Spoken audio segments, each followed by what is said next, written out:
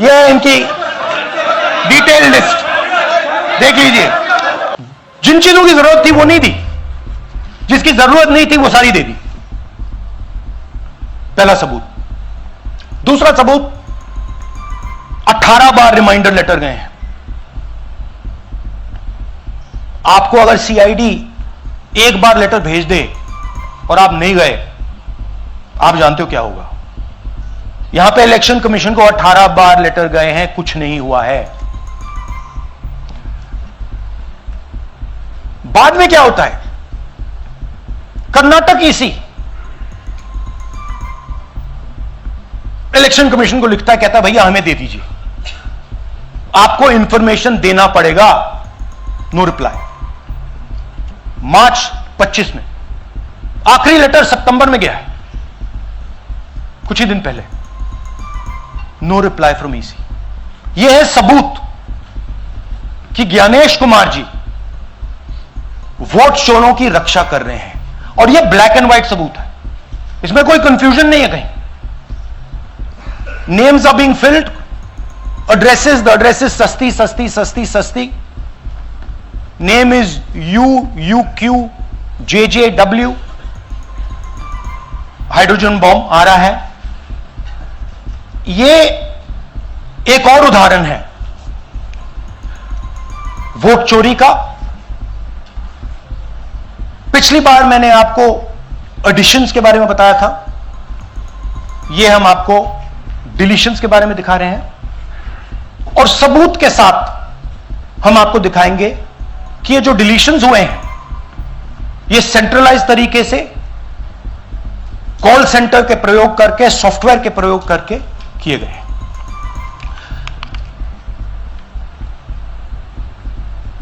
हमारे पास इस प्रेजेंटेशन में जो मैंने आपको अभी दिखाया 100% सबूत है, प्रूफ है कि ज्ञानेश कुमार जी हिंदुस्तान के चीफ इलेक्शन कमिश्नर वोट चोरों की रक्षा कर रहे हैं, और यह मैं आपको अभी दिखाने जा रहा हूं। हर इलेक्शन में हमें रिपोर्ट आती थी कि वोटर्स डिलीट हो रहे हैं, कांग्रेस वोटर्स डिलीट हो रहे हैं, ऑपोजिशन के वोटर्स डिलीट हो रहे हैं, दलित वोटर्स डिलीट हो रहे हैं, आदिवासी हो रहे हैं, माइनॉरिटी वोटर्स डिलीट हो रहे हैं, ओबीसी वोटर्स डिलीट हो रहे हैं। मगर जब डिलीट होते हैं ऑपोजिशन के ही होते हैं। कर्नाटक में आलंद कंस्टिट्यूएंसी है, यहां पे चोरी पकड़ ली, कोइंसिडेंस से पकड़ी। वहां की जो बीएलओ थी उसने देखा कि उसके रिश्तेदार को डिलीट कर दिया गया था। जैसे चोरी पकड़ी जाती है, कोई छोटी सी गलती हो जाती है, हटा जाती है। अलंद में 6018 वोटर्स डिलीट हुए, उसमें से इनकी रिश्तेदार थे। उन्होंने पता लगाया कि मेरे रिश्तेदार को डिलीट किसने किया। पता लगा कि पड़ोसी ने रिश्तेदार को डिलीट किया। बीएलओ ने जाके पड़ोसी से पूछा कि भाई आपने मेरे रिश्तेदार को क्यों डिलीट किया। पड़ोसी ने कहा मैंने तो नहीं किया। बीएलओ सस्पिशियस हो गई, शक पड़ा, उसने प्रोसेस चालू कर दी।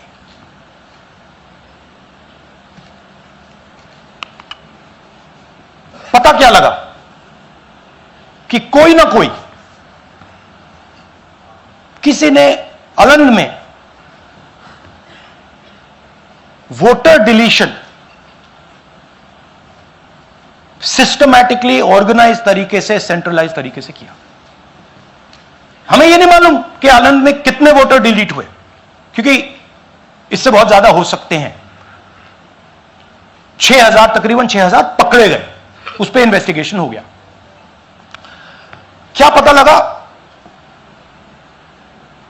कि फाइलिंग ऑटोमेटिकली ऑनलाइन हो रही है। मोबाइल नंबर्स कर्नाटक के नहीं यूज हो रहे, मोबाइल नंबर्स दूसरी स्टेट्स के यूज हो रहे हैं। इनफैक्ट कर्नाटक के नंबर थे ही नहीं उसमें, मतलब आप दिल्ली में बैठे डिलीट कर रहे हो, आपका नंबर तमिलनाडु का है। आप गुड़गांव में डिलीट कर रहे हो, आपका नंबर झारखंड का है।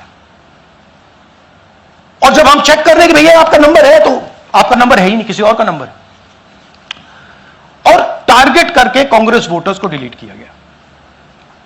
ये गोदाबाई जी हैं, इनके नाम पर 12 वोटर्स डिलीट किए गए। इनको मालूम ही नहीं, इनको पता ही नहीं कि इन्होंने 12 वोटर्स डिलीट किए। दिखाइए जरा। ಇಲೆಕ್ಷನ್ ಟೈಮ್ ಈಗ ये इनका वीडियो है। ನಾ ಅರ್ಜಿ ಹಾಕಿಲ್ಲ, ನನಗೆ ಅದಕ್ಕೆ ಸಂಬಂಧ ಇಲ್ಲ, ಅದು ಯಾರು ಹೊಟ್ಟಿ ಕಿಚ್ಚಿ ಯಾರು ಏನ ಹಾಕ್ಯಾರ ಅನ್ನೋದು ನನಗೆ ಗೊತ್ತಾಗಿಲ್ಲ। तो इनको आइडिया नहीं है कि इन्होंने वोटर्स डिलीट कर दिए।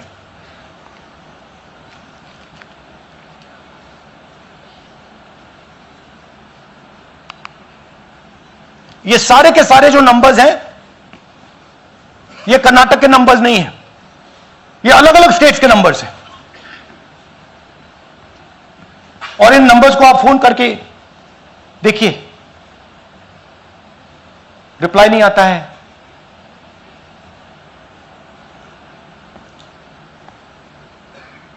तो सवाल यह है कि किसके नंबर्स हैं, ये किसने ऑपरेट किए, जब इन्होंने ऑपरेट किए ये कहां थे,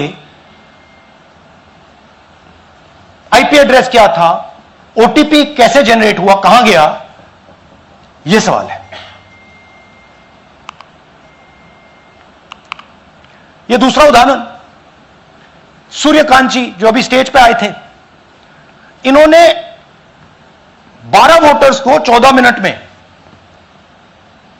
डिलीट कर दिया। आप फॉर्म भरने की कोशिश कीजिए, डिलीशन फॉर्म भरने की कोशिश कीजिए, देखिए। और जब हमने इनसे पूछा कि भैया आपने ये कैसे किया, वो कहते हैं मैंने तो नहीं किया, मैं तो जानता ही नहीं हूं।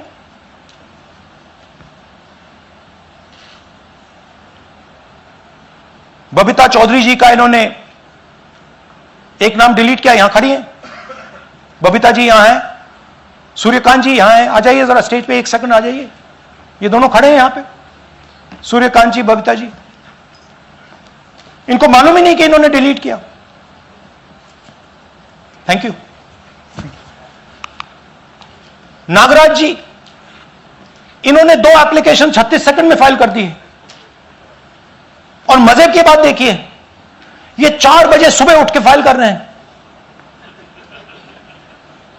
पता नहीं क्या हुआ, 4 बजे सुबह कहा कि भैया मैं 2 वोटर को डिलीट करूंगा, और कितने 36 सेकंड में डिलीट कर दिए, फिर सो गए।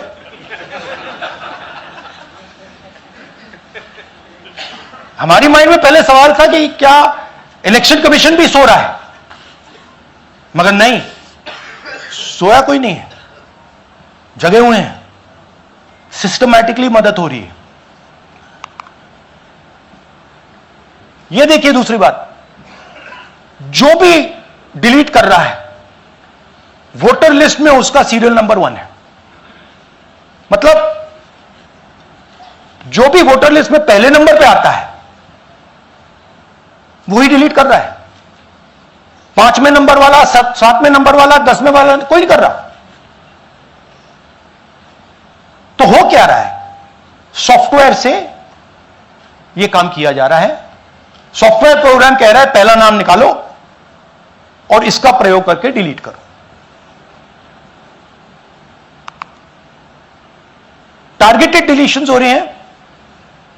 कांग्रेस पार्टी पर आनंद में अटैक किया। टॉप 10 बूथ्स जहां सबसे ज्यादा कांग्रेस की स्ट्रेंथ थी वहां टारगेट किया। और 2018 में पिछले इलेक्शन में 10 में से 8 बूथ कांग्रेस पार्टी जीती थी, और इन 8 में से इन्होंने 6000 लोग उड़ाने की कोशिश की। ये कोइंसिडेंस नहीं था, ये प्लान था, और ये सेंट्रलाइज तरीके से किया जा रहा है। अब मैंने बहुत बड़ी बात बोली, चीफ इलेक्शन कमीशन के बारे में मैंने बोला कि यह व्यक्ति वोट चोरों की रक्षा कर रहा है।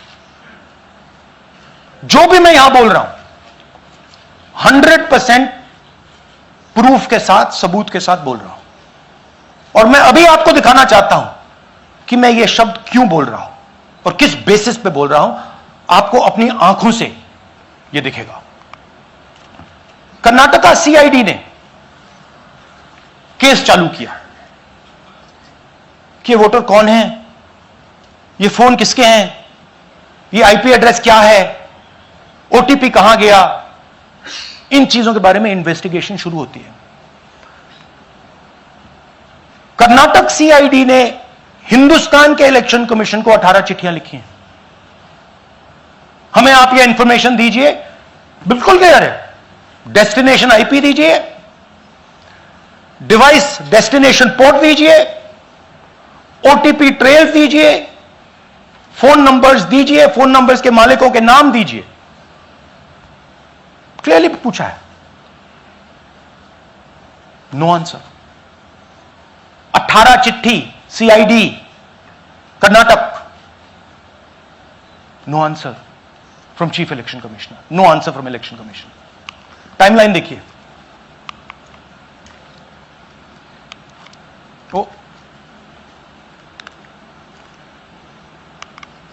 ओके, फरवरी 23 में इन्वेस्टिगेशन शुरू होती है। मार्च 23 में कर्नाटका सीआईडी चिट्ठी लिखती है ईसीआई को कि हमें सारे डिटेल्स दे दीजिए। अगस्त में इनकंप्लीट डिटेल्स दी जाती हैं, जिससे कोई इन्वेस्टिगेशन आगे नहीं बढ़ेगा।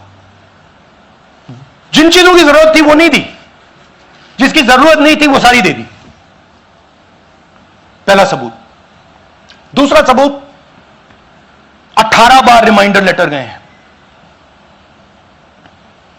आपको अगर सीआईडी एक बार लेटर भेज दे और आप नहीं गए, आप जानते हो क्या होगा। यहां पे इलेक्शन कमीशन को 18 बार लेटर गए हैं, कुछ नहीं हुआ है। बाद में क्या होता है, कर्नाटक ईसी इलेक्शन कमीशन को लिखता है, कहता है भैया हमें दे दीजिए, आपको इंफॉर्मेशन देना पड़ेगा। No reply. मार्च 25 में आखिरी लेटर सितंबर में गया है, कुछ ही दिन पहले। No reply from EC. यह है सबूत कि ज्ञानेश कुमार जी वोट चोरों की रक्षा कर रहे हैं, और यह ब्लैक एंड व्हाइट सबूत है, इसमें कोई कंफ्यूजन नहीं है कहीं।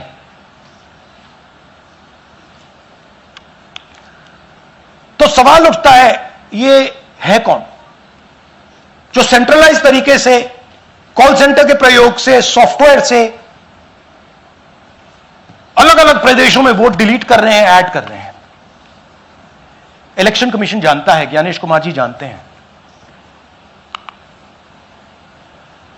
अच्छा, यह सिर्फ आनंद में नहीं हुआ, यह अलग अलग कंस्टिट्यूएंसीज में हुआ है। आनंद में लीगल प्रोसेस चालू हो गई, पकड़ लिया। यहां महाराष्ट्र में उसी मोडस ऑपरेंडी से, उसी सिस्टम से यहां पे वोट ऐड हुए हैं। आनंद में डिलीट, रजौरा में एडिशन। 6850। आपको याद होगा पिछले प्रेजेंटेशन में मैंने आपको नाम दिखाए थे, ये देखिए वही नाम यहां है। वही सिस्टम महाराष्ट्र में चल रहा है जो कर्नाटक में चल रहा था। नाम वैसे ही है, जेडब्ल्यू जेडब्ल्यू जेडब्ल्यू, पता वैसा है, जेडब्ल्यू जेडब्ल्यू, नाम यू ऐसे किसी ने टाइप करके लगा दिया। तो जो ये काम कर रहा है, ये उत्तर प्रदेश में, हरियाणा में, बिहार में, कर्नाटक में, महाराष्ट्र में वही कर रहा है।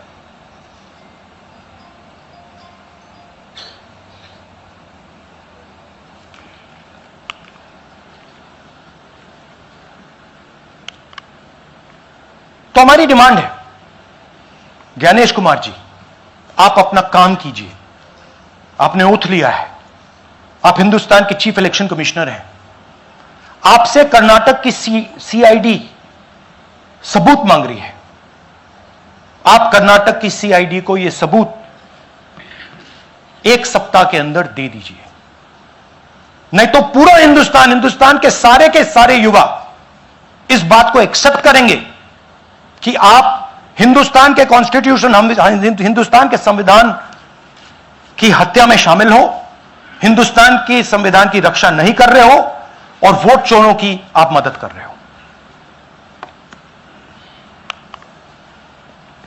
Thank you. और थोड़ी देर में हम आपको हाइड्रोजन बॉम्ब दिखाने जा रहे हैं। नहीं आज नहीं, थोड़ी देर में उसकी प्रिपरेशन चल रही है, क्योंकि हम देखिए, मैंने टीम से कहा है कि अगर मैं स्टेज पे जा रहा हूं, ब्लैक एंड व्हाइट प्रूफ नहीं होगा, मैं नहीं जाऊंगा। अगर ब्लैक एंड व्हाइट प्रूफ होगा, जो कोई मतलब उसको निगेट नहीं कर सकता, मैं जाऊंगा। मैं देश के कॉन्स्टिट्यूशन की रक्षा कर रहा हूं, संविधान की रक्षा कर रहा हूं, मैं लोकतंत्र की रक्षा कर रहा हूं और मैं सच्चाई आपके सामने रख रहा हूं। बहुत बहुत धन्यवाद, नमस्कार, जय हिंद। सर 3 सवाल। पीटीआई से संजीव चोपड़ा। या राहुल जी, दिस साइड। या राहुल जी इधर, हाँ, कहाँ है? To your right. हाँ, हेलो राहुल जी, आज आपने नया खुलासा किया है कि कैसे वोट चोरी हो रही है। आपने पहले भी महादेवपुरा के बारे में बताया कि कैसे एडिशंस हो रही हैं, अब आपने बताया कैसे डिलीशंस हो रही हैं। लेकिन देखने में ये आ रहा है कि इलेक्शन कमीशन इस पे कोई एक्शन नहीं ले रहा और आगे चल के वो तैयारी कर रहे हैं पूरे देश में एसआईआर लाने की। तो आप इस मुहिम को आगे कहां तक ले जाएंगे और एसआईआर के बारे में क्या करने वाले हैं? देखिए, हम आपके सामने क्रिमिनलिटी रख रहे हैं, हमारा काम आपके सामने सच्चाई रखने का है और हम रख रहे हैं।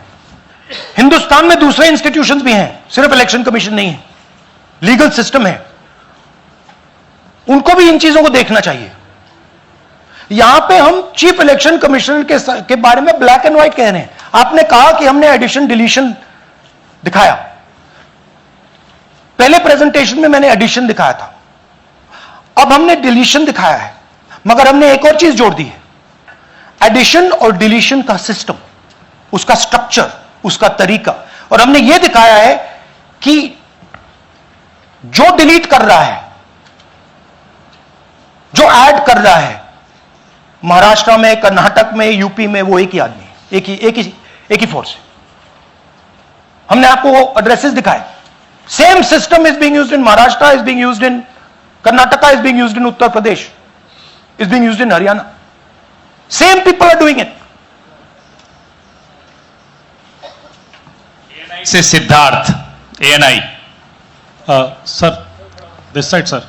हाँ sir on your left sir. हाँ, on your left, this side sir, on your left. Sir मेरा आपसे सवाल यह है कि जब आप कह रहे हैं कि ज्ञानेश कुमार जो चीफ इलेक्शन कमिश्नर है, उन्हें पता है ये कौन कर रहा है, हाँ। और ये पॉलिटिकल फायदा जरूर किसी को हो रहा है, आप कह रहे हैं कांग्रेस के बूथ के ऊपर ही हाँ। सारे वोट्स डिलीट किए जा रहे हैं, तो वो कौन लोग आपके हिसाब से हैं जिनको ये फायदा पहुंच रहा है, पहला। और दूसरा ये कि वो आपने एक देखिए, हफ्ते का हाँ, समय दिया sorry। है, जब आपने एक हफ्ते का समय दिया है, तो क्या एक हफ्ते बाद आप इसको आगे कैसे इनिशिएट करेंगे? क्या आप लोग कोर्ट का रास्ता अपनाएंगे या और कोई हायर एजेंसी से इस बात की डिमांड करेंगे? क्योंकि ये ऑर्गेनाइज्ड तरीके से कायम दिखाई दे रहा है जो आप बता रहे हैं, अगर आपकी बात के ऊपर जाएं। देखिए, फ्रैंकली ये जो मैं यहां कर रहा हूं, ये मेरा काम नहीं है।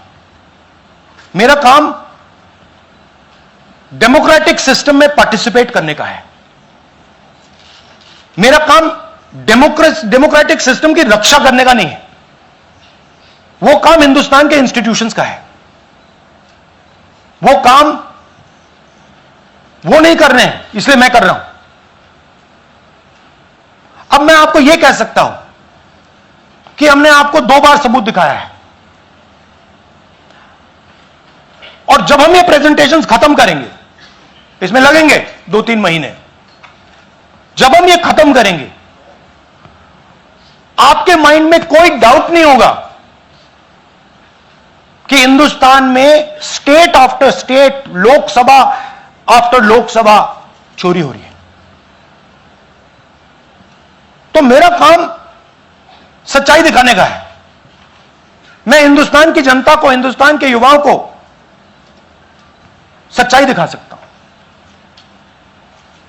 यह मेरा काम है। उनकी जो इंटरेस्ट है, क्योंकि ये जो कॉन्स्टिट्यूशन है, ये हिंदुस्तान की जनता का रखवाला है, प्रोटेक्टर है, और मैं इसकी प्रोटेक्शन कर रहा हूं। इसकी प्रोटेक्शन करने का काम हिंदुस्तान के इंस्टीट्यूशंस का है, हिंदुस्तान के ऑपोजिशन लीडर का नहीं है, मगर इंस्टीट्यूशंस नहीं करने हैं। अच्छा, एक इंटरेस्टिंग बात आई है जो मैं आपको बताना चाहता हूं कि इलेक्शन कमीशन के अंदर से हमें मदद मिलनी शुरू हो गई है। मैं साफ बोल देता हूं, इलेक्शन कमीशन के अंदर से, पहले नहीं हो रहा था, अब इलेक्शन कमीशन के अंदर से इंफॉर्मेशन आ रही है। यह रुकेगा नहीं, यह रुक नहीं सकता है, क्योंकि हिंदुस्तान की जनता इस बात को एक्सेप्ट नहीं करेगी।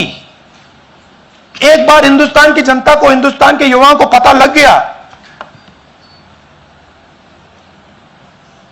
कि वोट चोरी हो रही है, उनकी शक्ति लग जाएगी। आईएएनएस से आलोक झा। इस तरह से नहीं प्लीज। आईएएनएस से आलोक झा। वो भी मैं आपको दिखा दूंगा, वो भी मैं आपको प्रूफ के साथ दिखा दूंगा, है हमारे पास। राहुल जी, हाइड्रोजन बॉम्ब में ब्लैक एंड व्हाइट है। मैं फाउंडेशन लगा रहा हूं, मैं फाउंडेशन क्रिएट कर रहा हूं, है हमारे पास। मैं स्टेज पे बिना प्रूफ के नहीं चढ़ूंगा, बता रहा हूं। राहुल जी, आपने कहा ऐसे मत पूछिए please. Last question, Rahul ji, IANS से आलोक झा। राहुल जी इधर। आपने कहा आपके पास आलोक झा इधर सर। कहां है जी? हाँ, आपने कहा सर कि आपके पास पुख्ता सबूत है, ब्लैक एंड व्हाइट सबूत है, तो क्या अगर ईसीआई अभी जवाब नहीं देती है तो कोर्ट का रुख करेंगे, ये ऑप्शन है आपके पास, जाएंगे? देखिए, मैंने कहा कि मेरा काम as opposition leader normal situation में, मेरा काम ऑपोजिशन का रोल है, सरकार पे प्रेशर डालने का रोल है। मेरा काम हिंदुस्तान के लोकतंत्र को बचाने का नहीं है। मैं वो काम कर रहा हूं, इस स्टेज पे मैं वो काम कर रहा हूं। तो मेरी सोच है कि as a patriotic Indian, as somebody who loves India, who loves the constitution, it is my duty to put the truth in front of the people of India. अब अगर हिंदुस्तान के इंस्टीट्यूशंस कुछ करना चाहते हैं, वो करेंगे। उनमें भी बहुत लोग हैं, जैसे मैंने आपसे कहा, मैं सरप्राइज हो रहा हूं, इलेक्शन कमीशन से लोग आ रहे हैं, इंफॉर्मेशन दे रहे हैं, और बढ़ रहा है वो। सर, क्या जब तक सीईसी ज्ञानेश कुमार अपने पद पर है, जैसा कि आप कह रहे हैं कि वो इलेक्शन होने नहीं दे, तो तब तक इलेक्शन का मतलब क्या रह जाएगा? हाँ, तो आप इमेजिन कीजिए, और ये शॉकिंग बात ये है बस कि ये अभी शुरू नहीं हुआ, ये 10-15 साल से चल रहा है। ये सिस्टम है, ये स्ट्रक्चर है। हिंदुस्तान की जो डेमोक्रेसी है वो हाईजैक हो गई है। I am shocked frankly. Democracy, brothers and sisters, democracy can only be saved by the people of India. Nobody else can save democracy. Rahul Gandhi can come here and say something and say this is the truth. But the people of India, who I believe in, who I love, can do it. The day the people of India realize that आपका जो लोकतंत्र है, आपका जो संविधान है, वो आपसे चोरी हो गया है, उस दिन काम हो जाएगा। Thank you. अब आप लोग अपने स्थान पर खड़े हो जाइए राष्ट्रगान के लिए। ये है इनकी डिटेल लिस्ट, देख लीजिए।